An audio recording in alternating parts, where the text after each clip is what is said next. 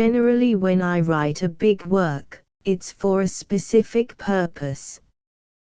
His Eighth Symphony, for example, was written for the New York Philharmonic to commemorate the orchestra's 125th anniversary. When I asked Sessions whether he was concerned that most of his works are not available on albums, he said calmly, "I never have tried to get my works recorded or performed. I decided years ago that people would have to come to me, I wasn't coming to them. Things move a little more slowly that way, but one knows that everything one gets is perfectly genuine." When I wrote my first symphony, Otto Klemperer said he wouldn't dare to conduct it. So I conducted it myself. It would be easy nowadays. Even the Princeton Student Orchestra played it a few years ago and didn't do too badly. Orchestra players get used to the idiom and people get used to listening. The only thing is, he added with a chuckle, I keep getting ahead in that respect. He was born in Brooklyn in 1896 and moved to Massachusetts at age 3. But Sessions noted that I do have some memories of the inside of the house. He wrote his first opera at 13 and graduated from Harvard at 18.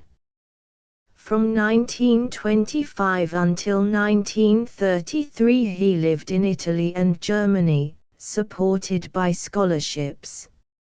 Shortly after Hitler came to power, he returned to the US, and not long afterward joined the faculty at Princeton, where he remained until 1946. Then he taught at the University of California at Berkeley for 8 years before returning to Princeton, where he remained until his mandatory retirement in 1965. Since that time he has taught at Juilliard. He and his wife Elizabeth have been married for 42 years. They have 2 children and 2 grandchildren. Said the composer, I learned that I had a grandson just a few hours after I'd gotten the citation from the Pulitzer Prize Committee, and the grandson was much more exciting, with all due respect. A resident of Princeton, New Jersey, except for the one night each week that he spends on the West Side, Sessions is now eagerly awaiting the performance of his 9th Symphony. It was completed in October and will be premiered in Syracuse shortly. In his Princeton study he is kept constantly busy composing new works, writing letters and correcting proofs. I don't have any hobbies, he remarked at the end of the interview. I like good books, but I don't get much time to read them. If I go a few days without composing, I start to feel a little bit depressed. Asterisk asterisk asterisk asterisk asterisk asterisk asterisk asterisk East Sider Dick Shawn veteran comic talks about love at first bite 5-19-79 Dick Shawn's name keeps cropping up these days. The last time he made a big splash in New York was 2 years ago, when his one-man show, Dick Shawn is the second greatest entertainer in the whole wide world, played at the Promenade Theatre for 14 weeks. But last fall, he gained millions of new fans with his sparkling appearances on the ill-fated network variety show starring Mary Tyler Moore, which folded after the 3rd week. A commonly heard criticism of the show was, less Mary and more Shawn. In George Hamilton's recently released film, Love at First Bite, Shawn plays the role of Lieutenant Ferguson, who teams up with a psychiatrist in order to make war on Dracula. Also, he recently played the lead in the new Russell Baker /C.Y. Coleman musical, Home Again. But these are only a few of the highlights of Sean's career, as I discover in an interview with the 51-year-old comedian at his plush Upper East Side apartment. The word comedian, he quickly points out, is not quite accurate. I think of myself as a comedy character, he explains, relaxing on his couch with a plate of croissants and bacon that his pretty assistant has just brought him. In Home Again, I played 7 characters. They ran out of money, it just closed out of town. It needs another 4 or 5 weeks of work. They plan to bring it back around September. With his middle-aged paunch and full head of tousled grey hair that resembles a bird's nest, Sean has a definite comedic look about him, but he seldom smiles and never laughs during our long conversation. Still, his answers are both entertaining and revealing. On Mary Tyler Moore's variety show, that was a total mistake. They didn't know what they were doing there. I thought she was going to get the best writers and the best producers. But it was totally inadequate.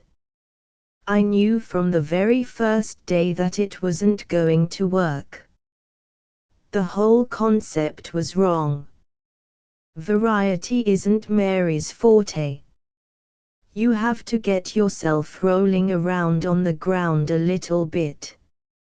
She's such a nice, sweet girl that she doesn't come off as a clown. The basis of all humor, believes Sean, is hostility. But it has to be sweet hostility. I think people become comedians because they poke fun at pretentiousness. They usually come from meager backgrounds, and then they can look up and see the pomposity and the hypocrisy of many human beings. That's why there are no rich comics. A great many of them are Jewish or black, because as a kid they were told they were part of a minority group. They learned to have a sense of humor about themselves. They had to, in order to survive.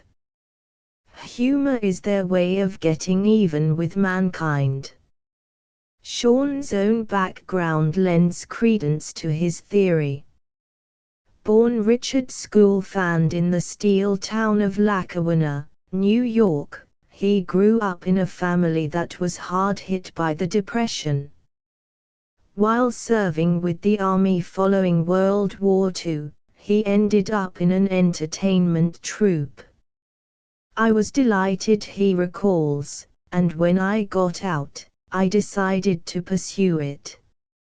In the early 1950s, he secured his first professional engagement as a stand-up comic in Bayonne, New Jersey, and was paid $25 a night. Since then, he has never been out of work, and has constantly used only his own material for his solo act, songs as well as sketches. I don't really do jokes, he explains. I do situation characters. Although the thrust of my humor is serious, I have always taken chances. In my club act, for example, I always ended up pretending to die on stage, rather than taking bows. 2 guys would come with a stretcher and carry me out. Among his more memorable performances over the years, the successor to Zero Mistel in Broadway's A Funny Thing Happened on the Way to the Forum, the freakishly funny beach bum in the Stanley Kramer film It's a Mad, Mad, Mad, Mad World, and a cavorting Adolf Hitler in Mel Brooks' zany 1968 movie, The Producers. Still, no project has gained him as much personal satisfaction as the second greatest entertainer in the whole wide world. After the New York run, the show played to enthusiastic audiences in San Francisco and Los Angeles, and earned Sean awards for both Best Performer and Best Playwright of the Year. An East Sider for the past 7 years, he names Elaine's as his favorite local restaurant because the food is good, and there's a simplicity about the place that attracts me. Sean describes himself as disciplined, but not as disciplined as I should be. Because my work is loose, I'm always adding or changing. Nothing ever stays the same. But comedy is a very rewarding profession. It's nice to know that something that pops into your head can cause a reaction from total strangers who are paying you money to be entertained. I think that's the ultimate. Probably best known for The Producers. East Sider George Shearing, famed jazz pianist, returns to New York the 2nd of March, 1979. The scene was a Boston nightclub in the early 1950s. George Shearing and his quintet were scheduled to play the second set of the evening. The opening act was a piano/bass/drums trio. But as soon as the first group's pianist hit the keys, a groan went up from the audience. It was a bad box, as they said in those days. The management's promise of a tuning had not been kept. The trio retired in defeat 15 minutes later, and the audience called for Shearing. When the blind pianist was led on stage, he announced, to everyone's astonishment, that he would open with a solo. But when he sat down at the instruments, a small miracle took place. The notes rang out with the clarity of crystal. Shearing's acute ear had told him which keys to avoid, and the precise amount of pressure to apply to the others so that the poor tuning would be camouflaged. Those who were present to witness Shearing's uncanny musicianship may never forget the experience. But attending any of his performances is hardly less forgettable. He's now playing each Tuesday through Saturday evening at the Café Carlyle, 76th Street and Madison Avenue, and will remain there until the 3rd of March. His famous quintet is no more. The group was disbanded in 1978 after 29 years, but Shearing, accompanied only by bass player Brian Torff, proves himself a master showman as he performs his unique brand of jazz, tells funny stories between numbers, and sings in his lilting, playful manner. "I'm on the road about 10 months a year," he told the Carlisle crowd the previous night, when I went there to catch his show. "And one thing I cannot tolerate is the mediocrity of hotels and motels in this country." Once, on my second morning in a hotel, I called up the room service and said, "Could you please bring me some breakfast? I'd like 2 eggs, one of them poached and the other scrambled, 2 pieces of toast, one barely warm and the other burned almost to a crisp, and a pot of half coffee and half tea." The person on the other end said, "I'm sorry sir, I don't think we can fill that order." I said, "Why not? That's what you brought me yesterday." The next afternoon I paid Shearing a visit at his new East Side apartment, where he recently moved from San Francisco. An extremely amiable, witty, and knowledgeable man who speaks with a soft British accent, he guided me around the large, tastefully furnished apartment with great ease, showing me his Braille-marked tape collection, his audio calculator and his Braille library. He described everything, from the drapes to the furniture, as if he had perfect vision. Blind since birth, he is an expert bridge player and a fine cook.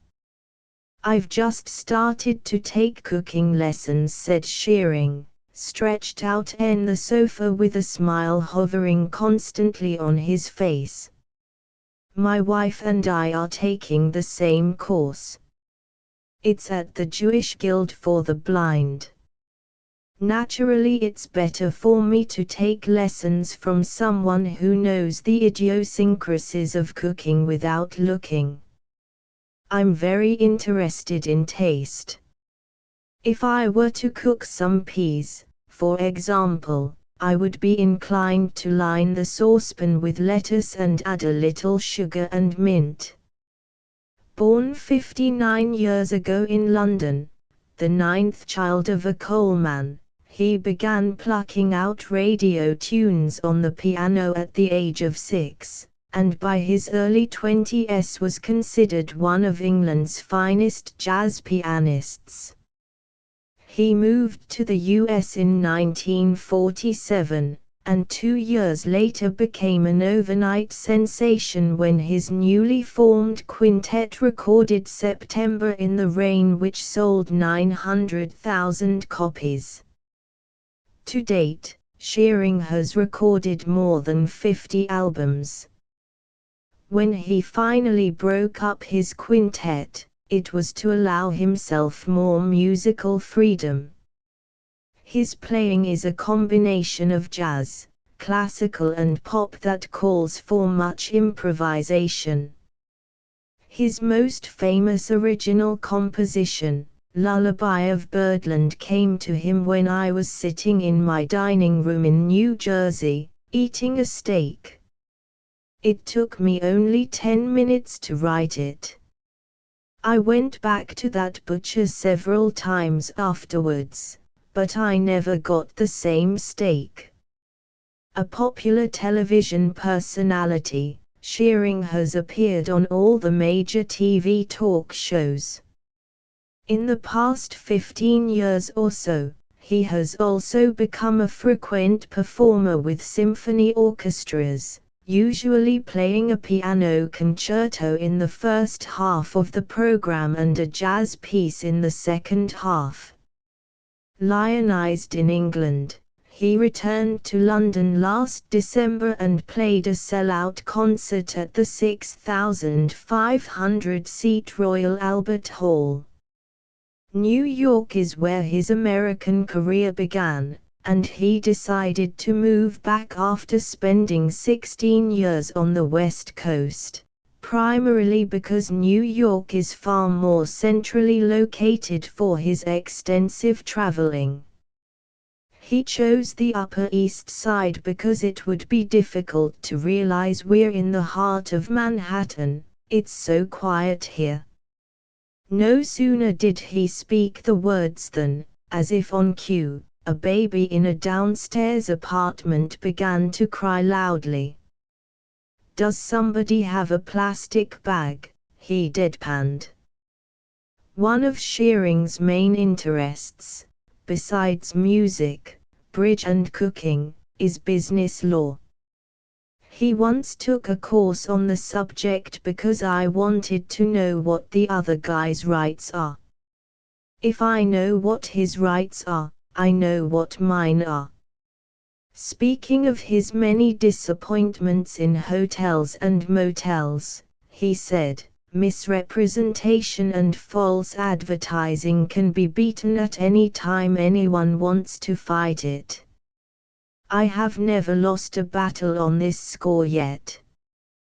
He might have added, had modesty not prevented it, that he has also lost no battles in the game of life. Asterisk asterisk asterisk asterisk asterisk asterisk asterisk asterisk West Sider Reed Shelton, the big-hearted billionaire of Annie 12-22-79 Annie, the touching musical about 7 little orphan girls in New York City at Christmas time during the Great Depression, has been the Broadway show against which all others must be compared ever since it opened in April 1977. That year it won 7 Tony Awards. Later the movie rights were sold for a record $9.5 million. There are now companies performing the musical in Los Angeles, Boston, Atlanta, England, South Africa, Australia, Japan and Scandinavia. The album has gone gold. Still a sellout virtually every night at the Alvin Theatre, its tickets are the hardest to obtain of any show in town. 2 of the 3 leading characters, those of Annie and the cruel, gin-sodden orphanage director Miss Hannigan, have been twice replaced by new performers. But Oliver Daddy Warbucks, the bald-headed billionaire with a heart as big as his bank account, has been played since the beginning by Reed Shelton, a West Side actor long known for his portrayal of powerful figures on stage, cardinals and kings, statesmen and presidents. On the 23rd of December, just a few days short of its 1,200th performance, Reed will finally leave the New York company to star in Annie on the West Coast. He has no plans, at this point, of giving up the role that earned him a Tony nomination for Best Actor. I've had 2 3-week vacations and I've missed 4 performances in almost 3 years, says Reed in his dressing room on a recent afternoon. Easing his tall, bulky frame onto a sofa, he immediately reveals a personality that is warm, good-humored and eager to please. His broad, all-American features give distinction to his gleaming, newly shaved head. Reed shaves twice a day with an electric razor. My understudy plays Roosevelt in the show, and of course for the 4 performances that he's had to go on for me, he didn't shave his head, laughs the 55-year-old actor. I've gotten the most angry letters from people saying, well my God, can't you at least have the understudy shave his head? How dare you do that to us? Asked about his qualifications for playing a billionaire, Reed says, I don't know whether it's my look, personality, or what, but people have always thought that I've come from money. Actually, my family during the Depression was very poor. Born and raised in Salem, Oregon, he began studying voice while a high school freshman, doing chores in exchange for lessons. After graduation, he was drafted into the 1st Cavalry Division of the U.S. Army, fought in the Pacific, then received his master's degree in voice under the GI Bill. Arriving in New York City in 1951, he got a job singing at Radio City Music Hall. From there he went on to many Broadway musicals, TV shows, films and recordings. His generous income from Annie enabled him, last year, to purchase the West Side apartment building in the theater district where he's been living since 1956. It's a rent-controlled building with 20 apartment units. This last year I lost $4,000 on it because of oil and everything, but I have never regretted buying it. Some behind-the-scenes stories are as interesting as the show itself. Yul Brynner, for example, has refused to be photographed with Shelton. Maybe he's afraid if the strobes hit our glistening heads simultaneously there will be no picture. Sandy, the dog, was discovered in an animal shelter just one day before he was due to be put to sleep. It's that bored, I don't care quality that dog has, says Reed, that's so endearing to the audience. He lives with his trainer and owner, Bill Berloni, a marvelous young chap who found a whole new career for himself through the dog. And when the subject of orphanages comes up, Reed tells of a place called the Jenny Clarkson Home in Valhalla, New York, which he visited not long ago. It's not exactly an orphanage, but a temporary home for girls whose families can't provide for them. They have about 40 girls who stay in cottages with cottage parents, and they go to school there. The agency works with the family by trying to find the father a job or whatever, so the girls can finally return home. I was so impressed with the work they're doing. I'm trying to raise money for it. He recalls visiting the White House to do a shortened version of Annie for the Carters. We got back at 3 in the morning, totally exhausted, but the whole day was made worthwhile when Mrs. Carter sought me out and said, "You know, I must tell you how much I appreciate your taking your day off to come down here and do this for us. It must be a real chore, and I do appreciate it." It was just a wonderful personal thing that she didn't have to do. It's something I will always treasure. On another occasion, says Reed, Robert Wagner and Natalie Wood came backstage after a show. Bobby just kept crying, and Natalie finally said, "For God's sake, Bob, stop it." But he couldn't. Even now, I'm terribly thrilled when people come back and say, "You made me cry." I'm proud of that. If I can touch some response in people, and maybe open up something that they didn't even know they felt, that's a tremendous plus in being an actor. Asterisk asterisk asterisk asterisk asterisk asterisk asterisk asterisk West Sider Bobby Short Mr. New York to perform in Newport Jazz Festival 6-23-79 To some, he is New York City personified. Bobby Short, the eternally youthful singer and pianist who has been packing in audiences at the Café Carlyle 5 nights a week for the past 11 years. Regarded as the foremost living interpreter of Cole Porter, Short has recorded 8 albums, published his autobiography, lectured on American music at Harvard and performed at the White House.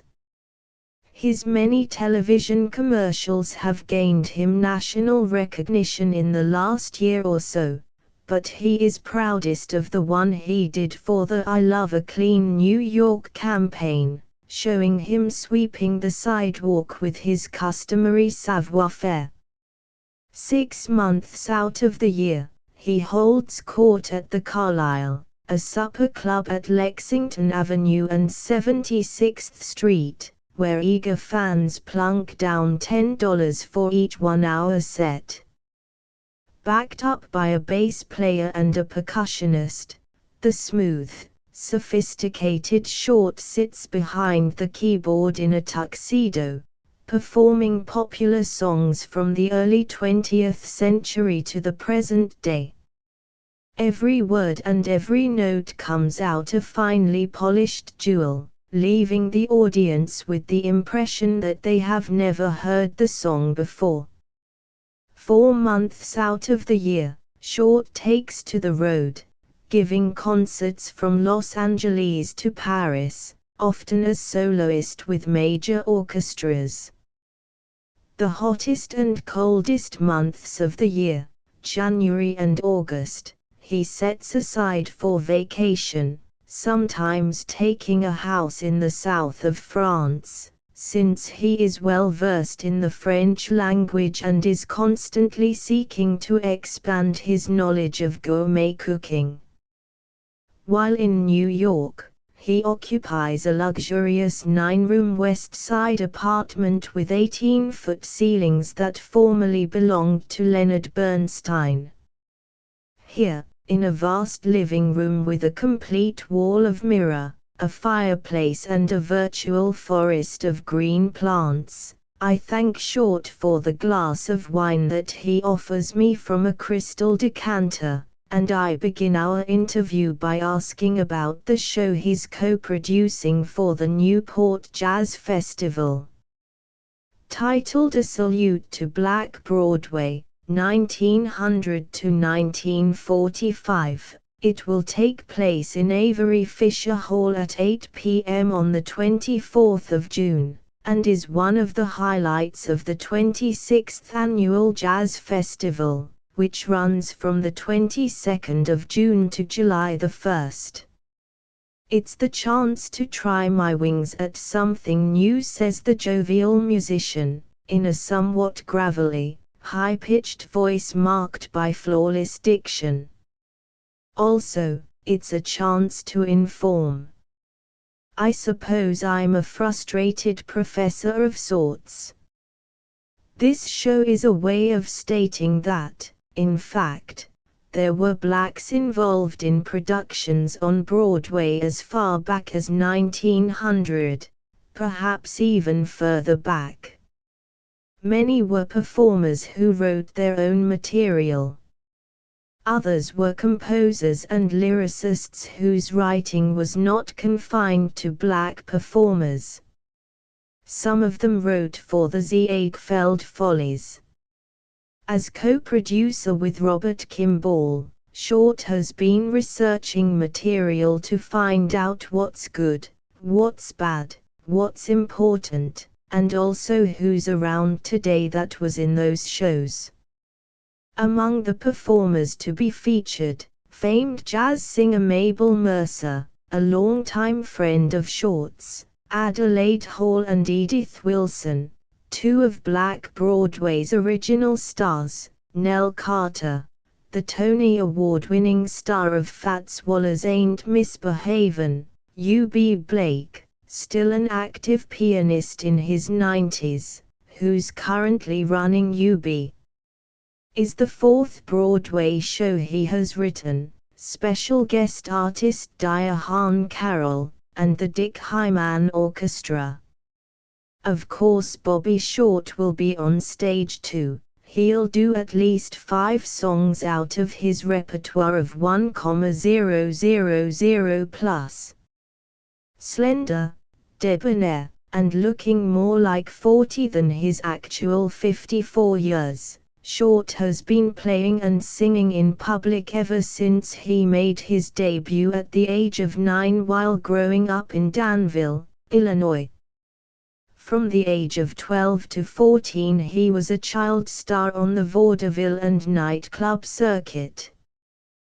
Then he returned to Danville, completed high school at 17, and began his second career. Producer/songwriter Anna Sosenko got him a job at the Blue Angel in Manhattan. After that he worked in California and France before settling permanently in New York in 1956. A perennial name on the best-dressed list, Short says that today I've got a tailor in New York, a tailor in London, and I buy a lot of things in between. But I've grown more sensible over the years. I no longer buy all I can get my hands on. His secret for staying young. Be sensible. If you use the most intimate parts of your body to make a living, like your throat, you can't abuse it. You can't drink too much, and you simply cannot smoke. Extremely knowledgeable about restaurants, he lists the Russian Tea Room and Pearl's Chinese restaurant as his favorites. His Charlie commercial for a cologne by Revlon has made Short one of the most recognized figures on the streets of New York, yet he doesn't mind being approached by strangers. It's part of what I do for a living, he muses with a smile. It never stops. You have to learn to live with it or get out of show business. Fortunately, I'm a very social person and I like people. I understand the need to say hello to someone on the street, so I can't knock somebody for speaking to me. Asterisk asterisk asterisk asterisk asterisk asterisk asterisk asterisk West Sider Beverly Hills Opera Superstar 9-30-78 Probably no opera singer since Caruso has made so great an impact on the American public as Beverly Hills. Even today, the mention of her name can automatically sell out a concert hall anywhere in the US. She has become bigger than her art, for while a few younger singers can reach the notes more easily, Sills generates a certain intense excitement into all her roles that makes every show she appears in not just an opera, but an event. Her star vehicle this fall is an early 19th century opera, Il Turco in Italia, The Turk in Italy, written by Gioacchino Rossini prior to his masterpiece, The Barber of Seville. Il Turco, presented by the New York City Opera for 8 performances in September through November, is a subtle comedy about a flirtatious, Sophia Loren-type character, Sills, with a jealous husband. The audience will miss none of the Italian humor because this production of Il Turco is in English. I love to do English translations, said Miss Sills last week in a telephone interview. I believe the whole art of opera is based on communication. I don't see how people can appreciate a comedy in a language that 4/5 of the audience doesn't understand. There's only snobbery about foreign languages in this country, not in Europe. In America, an opera is like a museum piece. But I think the great classics like Bohème and Traviata don't need to be translated because everyone knows what they are about. She performs regularly with the New York City Opera even though the state theater-based company is able to pay only a tiny fraction of what singers receive at other great opera houses around the world. I made my career with them, she explained. I sing there because of loyalty, and because I love to. She has already made plans to retire from singing in 1980 and to become co-director of the New York City Opera with Julius Rudel, the present director. Right now she is busy studying 3 other roles. On December the 7th she will headline the Metropolitan Opera's new production of Donizetti's Don Pasquale, which will run until the 20th of January. In March she will star in a world premiere for the New York City Opera, Miss Havisham's Fire, based on the Charles Dickens novel Great Expectations. In June she will go to San Diego to perform in yet another world premiere opera, Juana la Loca by Giancarlo Menotti. Last season, Beverly hosted a popular television program called Lifestyles. This year, she said, "I'm doing something much bigger," as a result of that show's success. "Unfortunately, I can't tell you what it is, because CBS will be making an announcement in mid-October." Ms. Sills said she has no plans for another book. Her first, The Self-Portrait Bubbles, has sold 130,000 copies in hardcover and many times that figure in paperback since it came out a year ago. Bubbles was her childhood nickname. She was born Belle Silverman in Brooklyn a few months before the stock market crash of 1929. At 3 she did her first radio broadcast.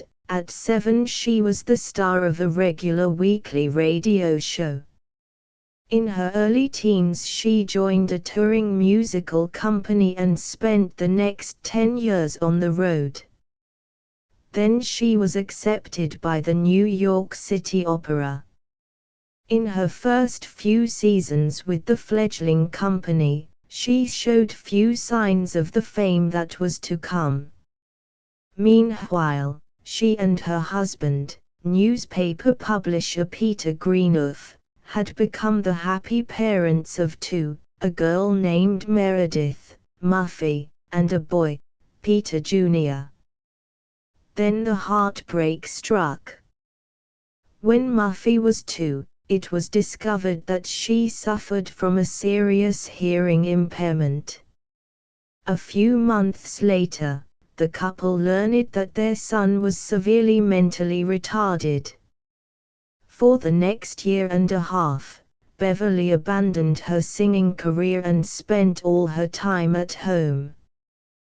When she returned to the New York City Opera, people noticed a distinct change.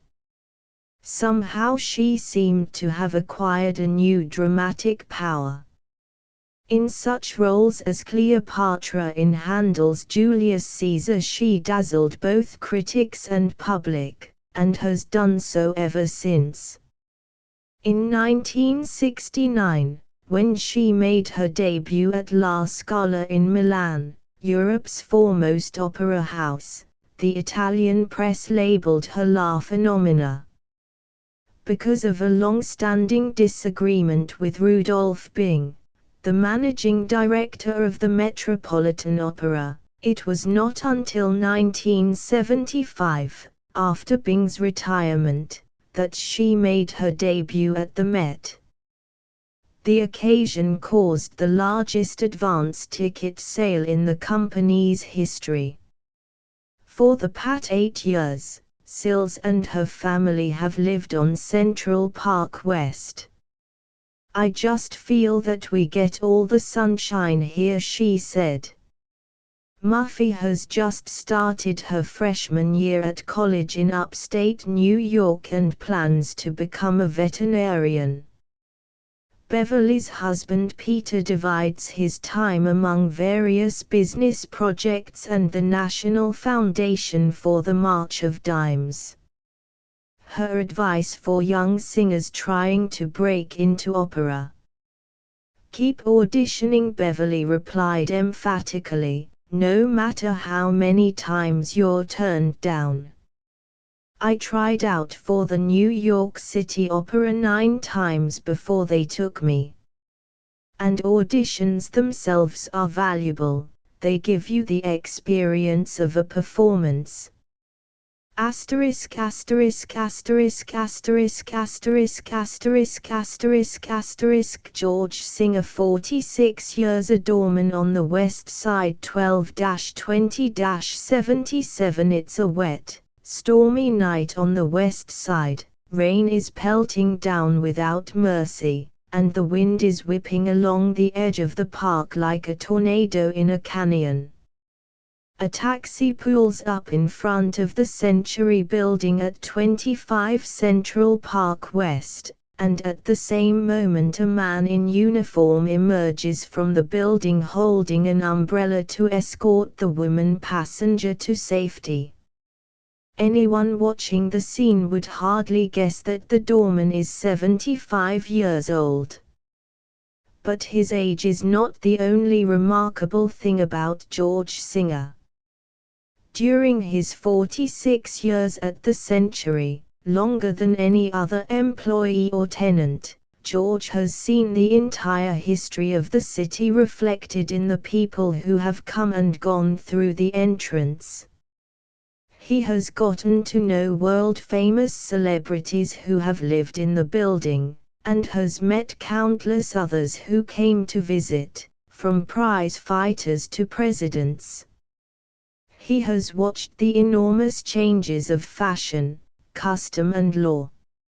And from the start of the Great Depression to the beginning of the Koch administration, George has remained the same calm, good-natured observer, seeing all but criticizing no one. "I've been here since this was a hole in the ground," he says matter-of-factly, puffing on a cigar in the outer lobby of the building, keeping one eye on the door. It all started in 1930, when they tore down the old Century Theatre to put up a luxury apartment building. I got a job as a plumber's helper, lugging big pipes across the ground. After it was finished in 1931, I went to the superintendent and told him I helped build the Century and asked for a job. I simply had to get work, because it was during the Depression and I had my wife and 2 kids. I started as an elevator man and I worked up to the front door within a year. In 1929 George had been earning $125 a week in a hat factory. In 1931 his wages were $75 a month for a 72-hour work week. Our suits had to be pressed, our hair combed, shoes shined. We had to wear a white bow tie, white gloves. If you looked cross-eyed at a tenant and he reported you to the office, you were fired in those days. During the 1930s, only about 1/4 of the apartments were rented. Among the residents was a Mrs. Gershwin. Her sons George, I.A. and Arthur made frequent visits. By the early 1940s the Century Building had become one of the most exclusive addresses in New York. Heavyweight boxing champion Jack Dempsey, Ethel Merman, Nanette Fabry, Mike Todd and theater magnate Lee Schubert moved in during those years, along with many celebrities whose names are less familiar today, singer Belle Baker, sports announcers Ted Husing and Graham McNamee, and world champion welterweight boxer Barney Ross. George recalls sparring around with Dempsey in the lobby at night. He had a great sense of humor. When he came in late and found the elevator boy asleep, he'd give him a hot foot. Ethel Merman, he remembers, had 3 or 4 husbands. In between her husbands she used to go out with different men. She used to smooch with them in the lobby. In those days we took in Louis Lepke, with his wife and family, says George with a smile. He always had 3 or 4 bodyguards with him. When he was here, he behaved himself. At other times, of course, Lepke was not so well behaved. He headed a group known as Murder Incorporated, popularized the term hitman, and was sent to the electric chair for his crimes. More recent tenants include Robert Goulet, singer/Playboy playmate Joey Hetherton, and Ted Sorensen, a former presidential advisor who in the past year has been visited at the Century by both Jimmy Carter and Walter Mondale. Did George get a chance to shake the president's hand? Yes. What's the big deal? George Singer and Estelle, his wife of 53 years, live in Trump Village near Coney Island. They have 7 grandchildren and 1 great-grandchild. George could easily afford to retire. In fact, he is sometimes jokingly referred to as the richest man in the building, but he chooses to keep working. Why not work till 75 or 80 if you're able, he says. I think it's good for a person. Mr. Charnin, who owns this building, he's in his 80s and he goes to work most every day. George continues to do the night shift as he always has. I'd rather work nights. There's more money at nights. And you don't have the bosses around. At night people are more in a free spirit. How does George explain his continued success and good health? Does he have a secret he would like to pass on? I smoke 2 cigars a day, he answers immediately, with a gleam in his eye. That keeps the cold germs away. I never catch cold. It's the best medicine in the world. Is George looking forward to Christmas? Aren't all doormen? Asterisk asterisk asterisk asterisk asterisk asterisk asterisk asterisk West Sider Greg Smith, founder and conductor of the Greg Smith Singers 1-28-78. What might you guess about a man who has composed 60 major choral works, toured the world with his singing group, and recorded 50 albums including 3 Grammy Award winners? If you didn't know anything else about this man, you would probably guess, first, that he is rich. Then you might imagine that his door is constantly bombarded by recording agents trying to enlist his talents. And third, you would probably think that his name is a household word. But West Sider Greg Smith has all of the qualifications listed and none of the imagined results. This is because his music happens to be classical, a field in which, he says, a record that sells 10,000 copies is considered a good hit. Conducting his choral group, the Greg Smith Singers, who usually have anywhere from 16 to 32 voices, he performs works spanning the last 4 centuries of the Western classical tradition. Greg writes most of the arrangements himself. Last year his sheet music sales reached 60,000 copies. The Greg Smith Singers specialize in pieces that have been infrequently performed or recorded. But a more lengthy description of their music can only tell what it is, not how it sounds. Music speaks for itself better than any words can describe. None of the American composers of today are making a living, says Greg, shaking his head.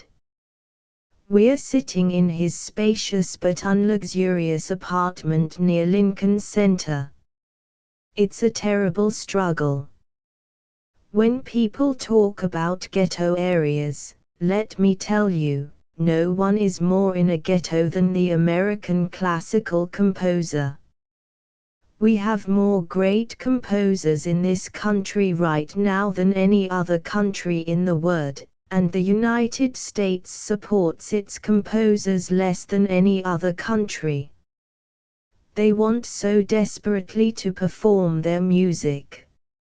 A composer does a piece and gets a performance in New York, and that may be the last performance it ever gets. He leads me to a room lined with shelves, boxes and cabinets filled with sheet music, some of it in manuscript. This is where Greg chooses each new selection for his group. He shrugs at the enormity of the task. There are at least 400 new American compositions here, waiting to be looked at. Probably at least 100 of them are of the highest quality. When we record this type of material, we don't expect to make a profit, even with the royalties over the years. Classical records are made because the music needs to be heard. It's a second form of publication. We do it as a means of getting this music out.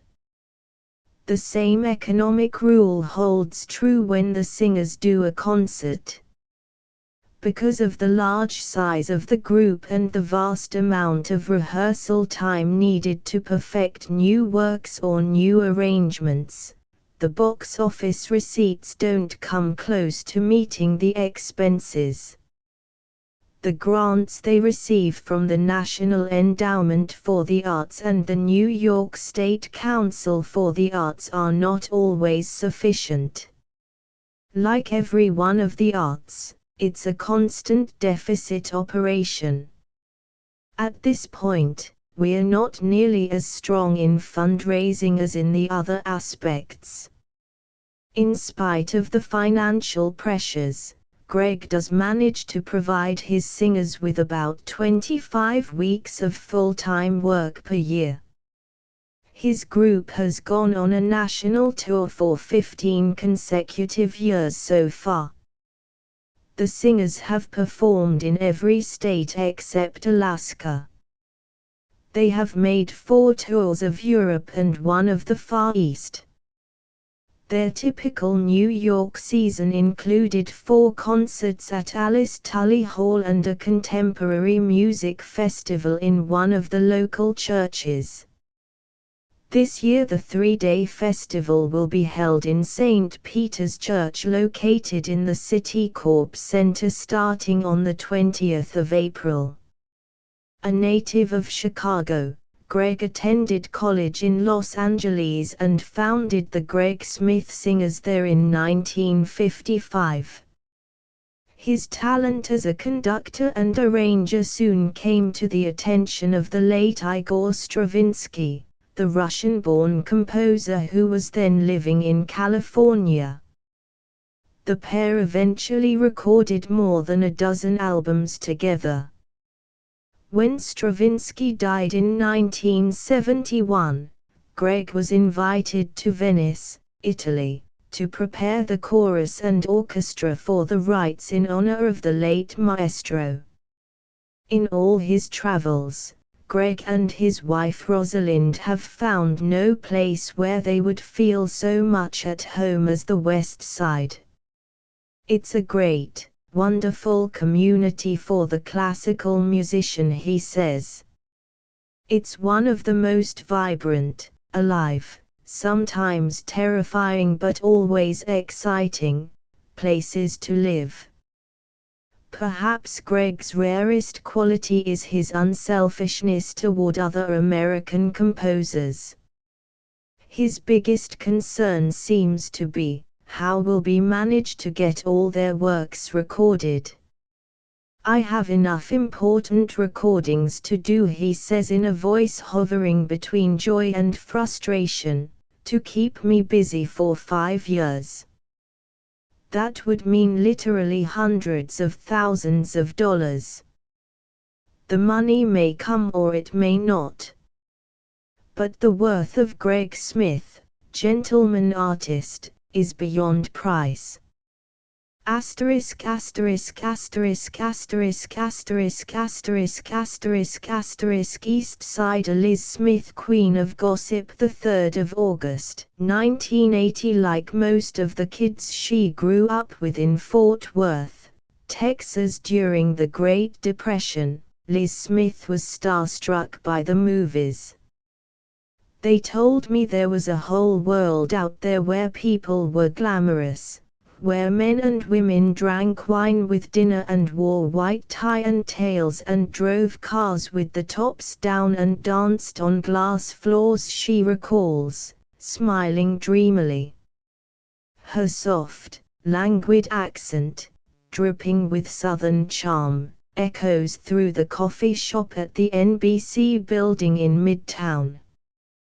Despite her cordiality, she somehow gives the impression of being in a great hurry. And for good reason. Smith is probably the hardest working, and certainly the most successful, gossip writer on the East Coast. Unlike Rona Barrett, the queen of Hollywood gossip, Liz Smith does not have a large staff, but relies on a single full-time assistant and part-time leg man in California.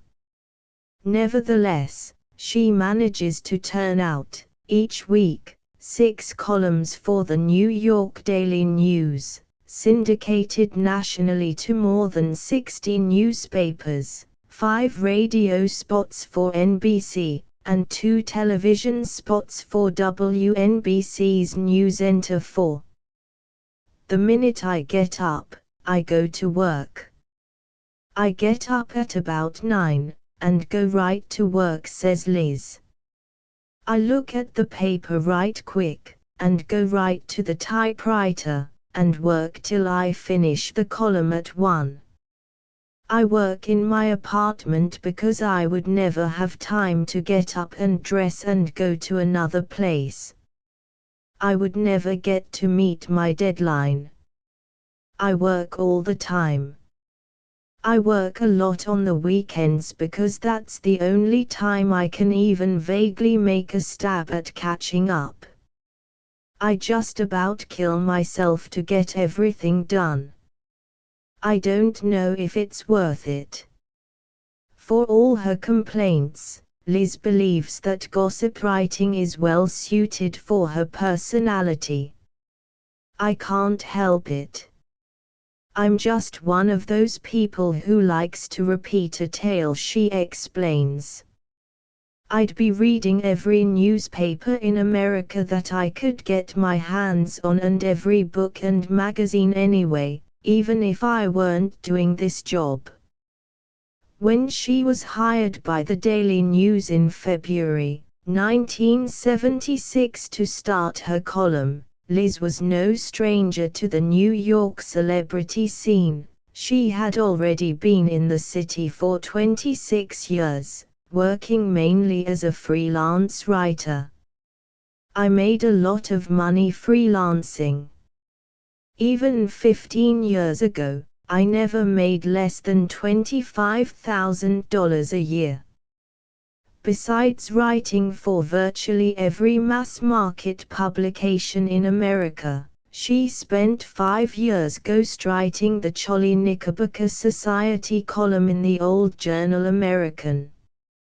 Her many contacts among the famous, and the resurgence of interest in gossip, also helped persuade Daily News editor Mike O'Neill that the paper could use a gossip column in which the personality of the writer came through. Within weeks of her debut, Liz broke some of the sensational details of Woodward and Bernstein's The Final Days, which was about to be excerpted in Newsweek. She added the TV and radio broadcasts to her schedule in 1978, and avoids duplicating items whenever possible. Her best sources, says Liz, are other journalists. Because they know what stories are. I know a lot of very serious and important writers who have a lot of news and gossip and rumors and stuff that they don't have any place to put, so they are apt to give it to me. They have impulses to disseminate news. I think real reporters do feel that way. Liz says that, Generally speaking, she prefers writers to all other people. Asked to name some favorites, she bubblingly replies, Norman Mailer. I just think Norman is a genius. Oh God, I love so many writers. My favorite novel recently was Peter Maas' book, Made in America. There's Tommy Thompson, who just wrote Serpentine. Nora Ephron, Carl Bernstein are friends of mine. Norman Mailer is a friend of mine. Oh, I could go on forever. An author in her own right, Liz wrote the Mother book 2 years ago. It sold approximately 65,000 copies in hardcover and 200,000 in paperback. It kind of wrote itself, she says modestly of the acclaimed collection of anecdotes about mothers. Someday she would like to try fiction. At present she is working on a book that she describes as a history and philosophy of gossip and what it is and what it's all about. An East Sider for half her life, Liz says her neighborhood has the lowest crime rate of any police district in New York. Most of the restaurants he frequents are on the Upper East Side. They include La Plaza, Gian Marino, Sequan East and Elaine's. For years she saw her therapist at least once a week, now she pays him just occasional visits. It helped me enormously in writing. I quit having writer's block. I quit putting things off. I quit making myself miserable. I accepted my success, which was hard, because a lot of writers, they don't want to succeed. They don't think they deserve it. It's like people who don't want to be happy. Well, I mean you can be happy, you know, if you let yourself, and if you do your work. The most important thing in the world, I think, is to do your work. If you do your work, you'll be happy, I'm almost positive about it. Asterisk asterisk asterisk asterisk asterisk asterisk asterisk asterisk East Siders Tom and Dick Smothers stars of I Love My Wife on Broadway 2-17-79 as the Smothers Brothers. They were perhaps the funniest, most original American music and comedy team to come out of the 1960s. Their 10 albums sold in the millions, and for 3 seasons they had the most controversial show on television, The Smothers Brothers Comedy Hour. When CBS abruptly cancelled their contract in 1969 for seemingly political reasons, they became a cause célèbre by suing the network and winning $1 million in damages. After 18 years of performing together as a team, they retired their act in December 1976, saying that their brand of satire had been stated and that repetition would bore them. The brothers parted on friendly terms, each determined to make his mark separately as an entertainer. This past Labor Day, they were reunited as a comedy team, not on television or in a nightclub, but on the stage of the Ethel Barrymore Theatre on West 47th Street, where they instantly breathed new life into the long-running musical I Love My Wife. Cast in the roles of 2 would-be wife swappers from Trenton, New Jersey, they insisted on being billed not as the Smothers Brothers, but as Dick and Tom Smothers. However, anyone who laments the demise of the Smothers Brothers act should catch the show before the 6-month contract runs out on March 4. Dick Smothers, as Wally, a smooth-talking pseudo-sophisticate, and Tom Smothers, as his naive, bumbling friend Alvin, a moving man, wear their roles as if they had been written for no one else. "I like theater and I'm going to do more of it," said Tom, 42, during a recent dressing room interview after a matinee performance. His brother Dick, 40, had other plans. "As soon as this show is over, I have to go back to California and do some bottling for my winery. And I want to do more auto racing. I race for American Motors. As far as making a career in acting on Broadway, no, I think I could work at it and become a fairly decent actor, but while I'm making wine, I want to play in cabaret theater and dinner theater. It's fun, and it keeps you sharp. Broadway isn't a place you should learn. What we're doing is apprenticing on Broadway. But that's how we got our television show," protested Tom. "We'd never done a television show before." In spite of the box office success of their Broadway debut, Dick cannot help feeling disappointed that, as always, he is cast as the straight man. His character Wally is a foil to the lovable, slow-witted Alvin. "There's not a whole lot to do with Wally," said Dick, pouring me a glass of his Smothers white Riesling wine. "The fact is, everyone is pretty locked in except for Alvin. We're all dancing around him. Tom's only complaint about the show is that it has put a strain on his health, and especially on his throat. This is the first time I've been close to the edge of anxiety health-wise," he confided, sipping hot tea with lemon. "As soon as I arrived in New York I got tonsillitis. Now I have insomnia. Antibiotics really drain your body. I've lost 15 pounds so far.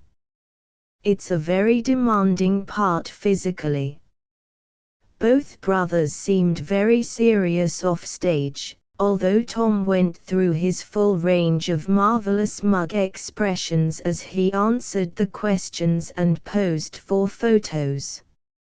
Asked about how his current salary compares to what he has earned previously, he replied, "Broadway you do for love of the craft. The money is nothing to what you can make in film. You do it because not many actors can do theater." Dick commented, "Some of the big stars in Las Vegas get 20 to 30 times what we're making. It's the prestige and the experience." Tom and Dick were born on Governor's Island in New York Harbor. Their father, an Army major, died in the Philippines near the end of World War II. Their mother then took them to the West Coast, and when Tom was 12, she gave him a guitar. "I wanted to be a band leader first, then a comedian," he recalled. "At San Jose State, I was in a trio, and we needed a tenor. So I got Dickie to come to school." While still in college, they played their first professional engagement as the Smothers Brothers at San Francisco's Purple Onion nightclub and got 4 encores. Before long, Jack Paar invited them on The Tonight Show, and their career was assured. One thing that is particularly touching about Tom and Dick Smothers is the great affection they have for each other. They live in separate Upper East Side apartments about a mile apart, but Dick drives Tom to the theater each day, and they frequently socialize together. Tom's mind is currently on a 19th century farce, Nothing But the Truth, which he plans to start rehearsing this fall and hopes to eventually bring to Broadway. Dick, meanwhile, is thinking more about the Jeep he recently won in a celebrity auto race. "I'm going to drive it home to Santa Cruz," he commented, with obvious satisfaction. It has four-wheel drive, bush guards, a roll bar, and heavy off-road tires. It's perfect for Manhattan. Asterisk asterisk asterisk asterisk asterisk asterisk asterisk asterisk West Sider Victor Temkin, publisher of Barclay and Jove Books 1-26-80. Victor Temkin, who looks like a character out of Dickens and comes across with the gruff friendliness of television's Ed Asner, is sitting in his Midtown office on Friday afternoon trying to deal with three things at once. The telephone is jangling, visitors are dropping by unannounced, and I'm throwing him questions about the publishing business. What complicates matters is that Mr. Temkin is in the process of moving his offices to another floor. Ed and his staff of 80 are packing everything into cardboard boxes, and now it's impossible to find anything. But the short, pink-faced man with gold-framed spectacles takes it all in stride. He lights a lucky strike, props one hand against his chin, and explains how he got to be the head of Barclay Books, which has long been the paperback division of G.P. Putnam. "I came to New York in 1960 as a lawyer.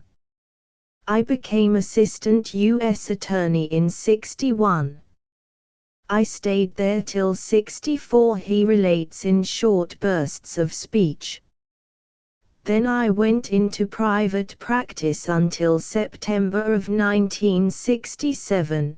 When I got into the book business. I became house counsel at Bantam Books, and worked my way up, and later became a vice president. I came here in July of 1977 as president and chief executive officer. Since that time, we purchased Jove Books from Harcourt Brace Jovanovic. It's another paperback house. Barclay does largely reprints of hardcovers, but Jove does exclusively paperback originals. Together, the two companies put out about 300 or 325 books a year. Of these, 120 are from Jove. Barclay Books, he admits, is one of the smaller paperback houses, perhaps 6th or 7th. But the company manages to get its share of bestsellers.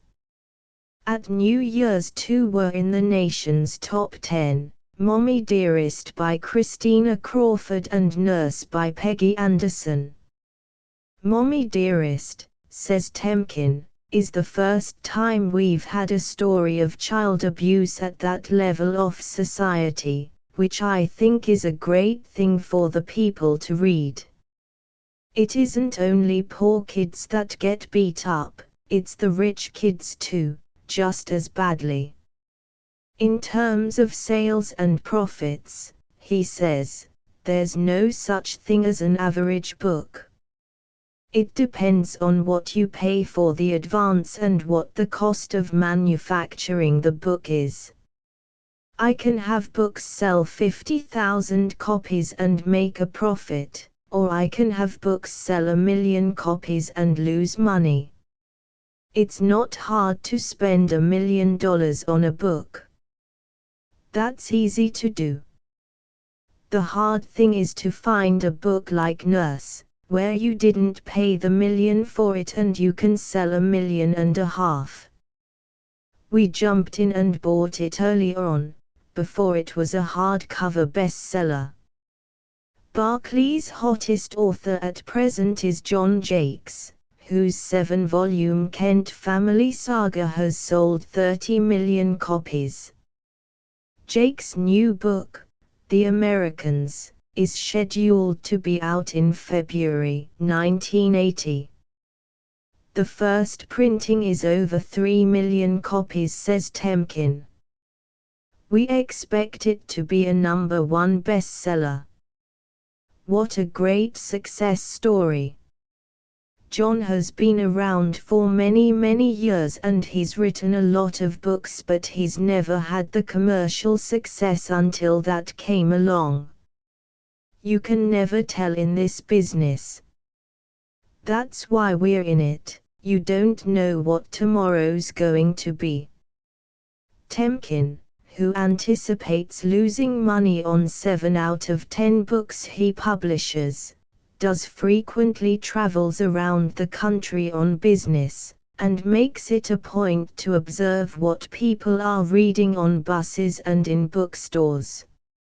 I think kids today are coming back to books, because it's the best form of entertainment there is for the money, he says. I read a lot. I try to read 2-3 books a week. I have a rule that I don't read books by authors who are friends of mine that I am publishing, because I know it will be nothing but trouble. I can't tell them I don't like a book, and if I tell them I do like it, they may not believe me. But I like writers. I enjoy being around them. A native of Milwaukee, Temkin lives on the west side with his wife Susan and their 8-year-old twins, Andrew and Peter. Susan has a busy career as a caterer who runs her own cooking school for kids. In December 1977, Barclay brought out a book about the Jonestown tragedy, The Guyana Massacre by Charles Krauser, which was written, published and distributed in a single week. It's instant journalism, Temkin explains. We're going to do a book late in 1980 about the 1980 election, to tell how and why it happened. He laughs when asked whether his skills as a lawyer have been helpful in his publishing career. No, I think I've forgotten most of what I know about being a lawyer. It's not the same.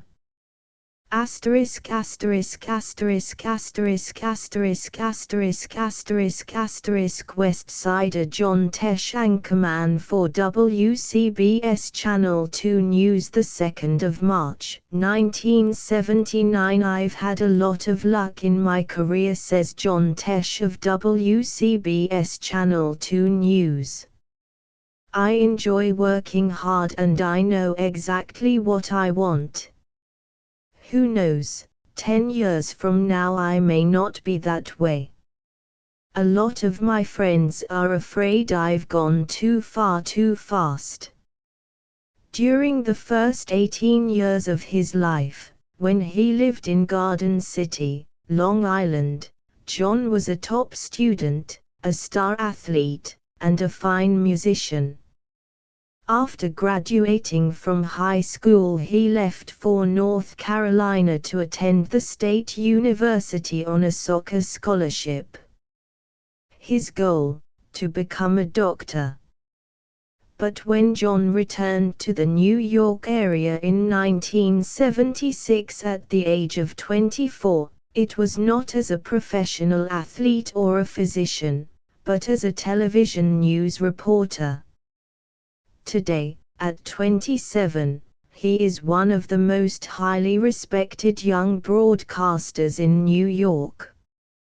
Throughout the week he appears regularly on Channel 2's 6 o'clock news as an on-the-scene reporter, and each Saturday and Sunday he co-anchors both the 6 o'clock and the 11 o'clock evening news.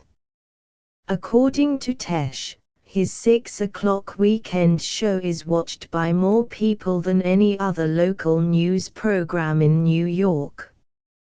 As if this job were not enough, last September John opened his own sporting goods store, Sports Stripes, located on Columbus Avenue at 75th Street, a few blocks from his apartment.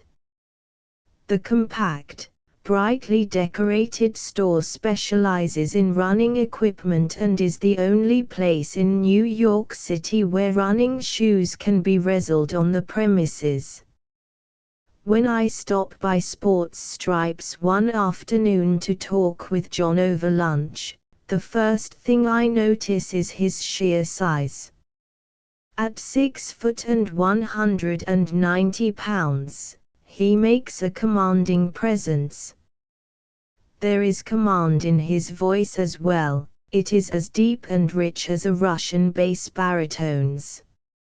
He seems extraordinarily calm, and when I comment on this, he says that there's not as much pressure in New York as there was when I worked in North Carolina. Here you're able to concentrate solely on your reporting.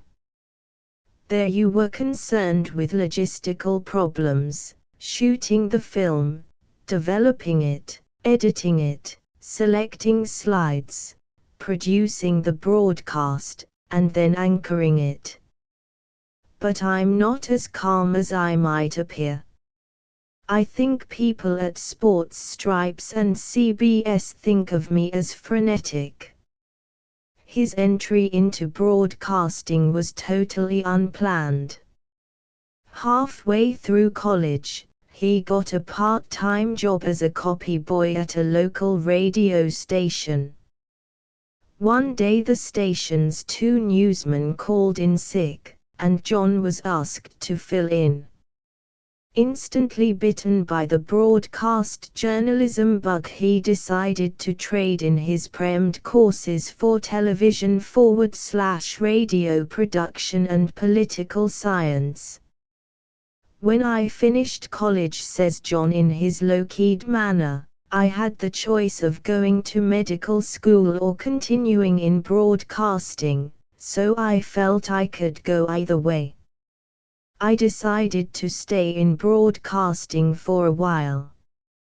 After working at television stations in North Carolina, Florida and Tennessee, he was offered a job at WCBS. I would say that most correspondents try to get to New York, because the production is a lot better here. I wouldn't like the anchor job without the field work, he adds thoughtfully. I have been told that my forte is breaking news. Last year I won an Emmy for that. The same year I won an Emmy for outstanding reporting. Unedited, live television is what it's coming to. It's interesting, because it's come full circle. At one time, everything was live. Then for some reason it went so heavily into tape, and now it's back into live journalism. As the public becomes better informed, so changes the news. When Fred Cohen was holed up in a warehouse in New Rochelle, and he had killed at least 1 police officer and was holding several hostages, I was in a house across the street from there. We were reporting as it was happening. There were shots fired. I didn't realize until afterwards how intense it was. Asked about which skills are required for live journalism, John says, I think it's being able to explain quickly and concisely the situation at hand without becoming too involved in the situation. Becoming the eyes and ears of the viewer. Being able to ad-lib is actually what it is. Walter Cronkite is one of the great all-time ad-libbers. A bachelor who lives alone, John still finds time for sports and music. I get enough excitement out of the store and work so that when it's time to go home I like to be quiet. I have an electric piano, which I play with headsets. I've run 2 marathons here in New York. I'm too big to be a good marathon runner, but I do train hard. My ambition is to find some race to win. John says he likes the West Side too much that my friends have to drag me to the East Side.